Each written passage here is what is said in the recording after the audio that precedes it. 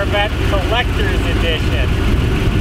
Collector Edition pretty much came with every option, including options you couldn't get on your normal Corvette. It has really thick plush carpet, complete leather interior, even the door panels, horn buttons, all wrapped in leather. The rear window's a hatchback. It's the only Corvette up until this time that opened up by a hatchback.